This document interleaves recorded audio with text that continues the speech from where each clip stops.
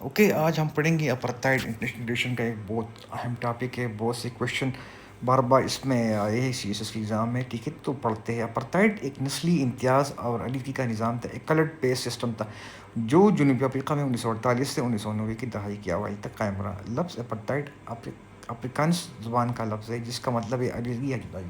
یہ نظام 1948 میں نیشنل پارٹی کی حکومت نے قائم کیا. لوگوں کو مختلف نسلی گروپوں میں تقسیم کیا: گورے، سیاہ فام، کلرڈ، مخلوط نسل.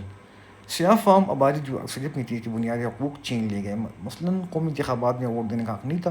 انہیں الگ علاقوں میں رہنے پر مجبور کیا جنہیں ہوم لینڈز یا بلوچستان کہا جاتا تھا. نقل و حرکت کے لیے پاس بک لازمی تھی. مختلف نسلوں کے درمیان شادی پر پابندی تھی. تعلیم، روزگار، عوامی سہولتوں میں سخت امتیاز بڑھتا چلا تھا. سفید فام اقلیت کے پاس تمام سیاسی معاشی طاقت تھی.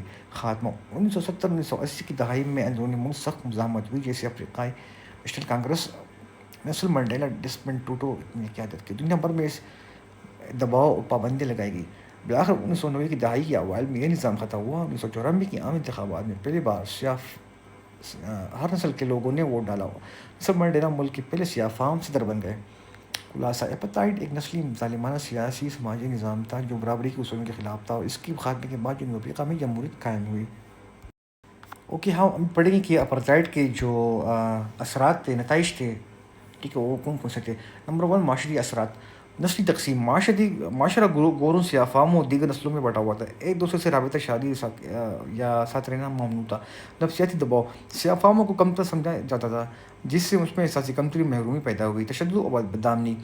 احتجاجات کو دبانے کے لیے پولیس اور فوجی طاقت استعمال کرتی تھی، جس سے قتل و غارت، خونریزی عام رہی. معاشرتی اثرات. غربت. سیاہ فام آبادی کو تعلیم اور روزگار میں برابری کے مواقع نہیں ملے، اس لیے وہ غربت اور پاسمانی کا شکار رہے. وسائل پر قبضہ. زمین، فیکٹری اور صنعتیں بہترین ملازمتیں گوروں کو اقلیت کے پاس تھی. معاشرتی عدم توازن. ایک چھوٹی سی اقلیت امیر ترین تھی جبکہ اکثریت بنیادی ضروریات سے محروم رہی. سیاسی اثرات. جمہوریت کا انکار. سیاہ فام اکثریت کو ووٹ دینے یا اقتدار میں شریک ہونے کا حق نہیں تھا. بین الاقوامی تنہائی. دنیا کے اکثر ممالک نے جنوبی افریقہ پر پابندی لگائی. کھیلوں، تجارت اور سفارتکاری میں بائیکاٹ کیا. آزادی کی تحریک.